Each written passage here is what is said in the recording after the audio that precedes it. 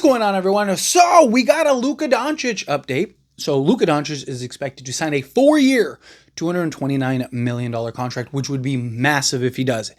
Now, keep in mind, that could change. The details of the contract could change. It is being reported that that's what he is expected to accept. However, it's very possible that that doesn't end up going that way, right? That it could end up being what was originally thought, which was a 3-year deal because with a player option the third year, because that third year he can opt out and now get a much larger percentage of the cap and kind of start to recoup a lot of the money that he lost in the Dallas Mavericks trade because he no longer qualifies for Supermax. If he does sign that 4-year deal, even if it has a player option in that 4th year, that is huge for the Lakers because it gives Luka guaranteed you're getting him at least another year. But 2, you technically have him on a discount. I mean, not even technically, you would have him on a discount because he could opt out that 3rd year and get like 20 million more, right? So the fact that, or maybe even more, depending on where the cap's at that year, right? So the fact that Luka, if he does sign that extension, would be huge for the Lakers. Plus, he'd have the opt-in option, which, again, could save even more salary if you needed to. Regardless, I think he's committed to the Lakers, right? But it would show, like, a lot, right? Like, that your superstar that already got screwed in Dallas is willing to take a discount to help you, do right. If you're the Lakers and he signs that, you have to make sure you do right by him. My hope is that the Lakers have now the confidence to go and make those moves and do what's necessary to go try to rattle off multiple championships. My concern is like, okay, we're good and we got an extra year. Right? Let's kind of take our time and really round this out because, if you don't do right by Luka, it's very possible he could leave. These foreign players aren't as, player movement as the American players, but still, it doesn't mean all it takes is for that one guy to be first, right? Whether it's Jokic or Giannis or maybe Luka 4 years from now, all it takes that one guy to go like, all right, I'm gonna follow the LeBron trail. But Luka Doncic will be in Los Angeles next weekend. The Lakers are eligible to offer him a 4-year contract extension north of $220 million starting Saturday. Right? So on the 2nd is when he officially can sign that contract extension. However, he's not going to be in Los Angeles till the 3rd. But we now know for sure he will be in LA on the 3rd because he's doing the Jordan Brand the One kind of tour. It's a basketball tournament that he's going to be a part of. He'll be in New York on July 29th, Chicago on August 1st, and then he'll be in Los Angeles on August 3rd.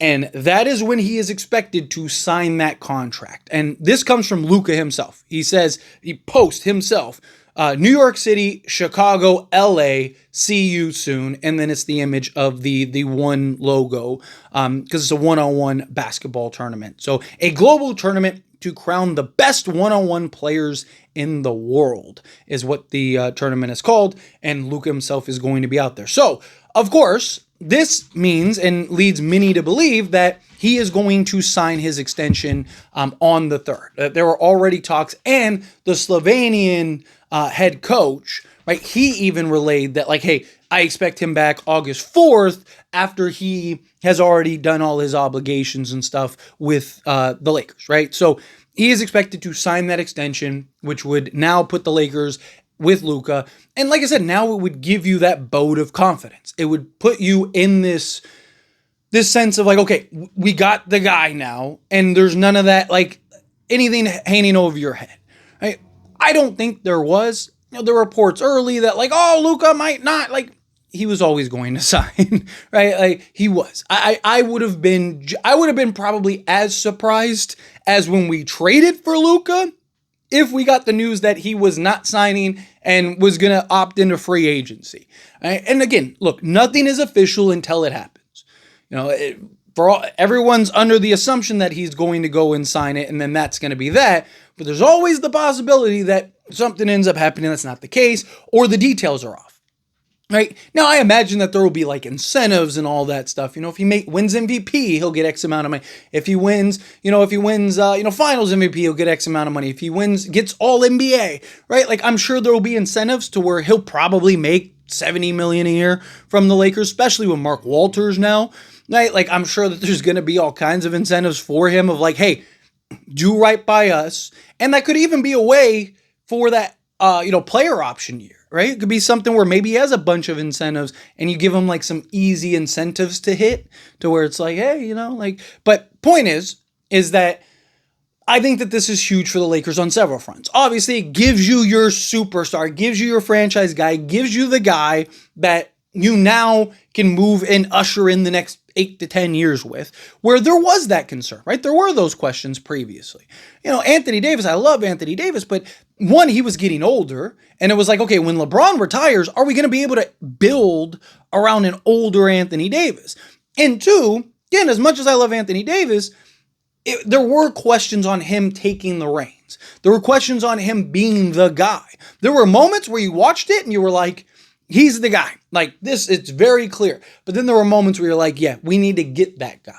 Like Anthony Davis is the best two guy. Now, it also is very different, to be fair.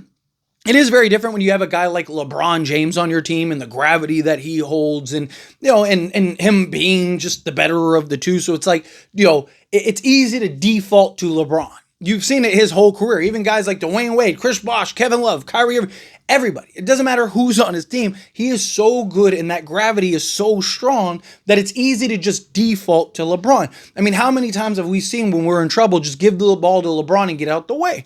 And yes, sometimes that's the best option, sometimes the best offense, right? But what Luka gives you is he gives you that guy that now you have that clear-cut number one. Now you get a guy whose gravity is as large, maybe even larger now, given where they're at in their, in their timelines, to where Luka's going to demand the ball. This is the first time LeBron ever, probably in his life, is ever going to play with somebody that's as good, if not better than he is. Right? I mean, he was probably a little kid playing against grown men that weren't as good as he was. Right? This is the first time that he is in this position of where it's like, okay, like I need to be the one to make the adjustments. I need to be the one to take the step back, right? You look at like the Dwayne Wade, when Dwayne came, right? It was like, you need, like, stop trying to cater to me. Stop trying to get me. Like, you go be you, and I'll figure out the rest. Right? That's the stage that LeBron's at. LeBron's at the stage of like, hey, Luka, you go be you. I mean, LeBron has said it several times. Like, we are the best version of ourselves when Luka is allowed to be Luka. When he has the ball in his hands and he can operate, and I'll figure it out. Luka, you go be you, and I'll figure the rest out. Don't worry about me. And you saw it a lot with LeBron. Is he going to be able to do that for a full season? We'll see. But you're going to have a full season, a full training camp, full, off season. They're finally going to get that time together, which they didn't get last year because Luka was just kind of, thrown into the mix. But now we get to see what does LeBron and Luka look like long term on top of not long term, but next year, maybe two. Like, what do they look like? Which I think they have the potential to be the best duo in all of basketball. But we'll see how that goes, right? There's still a lot of questions. It's still got to fit and work, and they do have a lot of similarities to their game. But LeBron has become a much better shooter, so I do think that will help. But we'll see how those two kind of pair and work out. And then you look over and you look at Luka, and it's just like, okay, now you have your cornerstone. Now you have that guy to where LeBron can stick around this year, maybe next year. There's still talks and rumors about LeBron leaving and blah blah blah. We'll see, right? Whenever LeBron leaves, whether it's a year from now, 3, whatever, right? Because, again, what if the Lakers win the championship this year? Is LeBron really going to leave when he has a chance to get number 6? Probably not, right? Like, there's so many, like, what-if scenarios that could happen, right? Like, deal with it when we get there. When next season comes and he's a free agent, you also got to keep in mind, LeBron has always honored his contracts, always. So is this going to be the first time that he's not going to do, I think he'll ride out this season. We'll get into the season. His best chance might be with Luka. Luka's the exact type of player LeBron needs and has been begging for years. And to get Luka locked up, to have him under the Lakers banner for at least the next 4 years, I think it'll be longer, but at least the next 4 years, now you can start to really, Luka could potentially be that domino where it's like, okay, now we got him. Now, no matter what happens, we got Luka Doncic. whatever else, right? We can now comfortably go make some moves, make some trades, do whatever, confide in Luka, talk to Luka, see where is he at, what does he want? Do you want us to do this? Do you want us to do that? Do you want us to do something in the middle? However you feel, we will do it, right? And then that way, if LeBron does want to trade or, he does leave in a year or two, it doesn't matter. You got Luka Doncic, where you didn't have that this time last year. When we were having these conversations about LeBron and all that stuff, guess what? There were real genuine concerns because now you only have Anthony Davis. That's it, right? Anthony Davis isn't Luka Doncic. I love AD. Luka is younger. He's better. Talking about top 3 to 5 player in all the basketball at worst. Right? So he's a guy that can be a real difference maker. I think has a real chance to win MVP this year. Not only that, he's getting the Lakers bump, right? So he, even if it's close, he'll get it just because of the Lakers bump. But nonetheless, this is huge for the Lakers. I'm glad that we now know he's going to be in LA, right?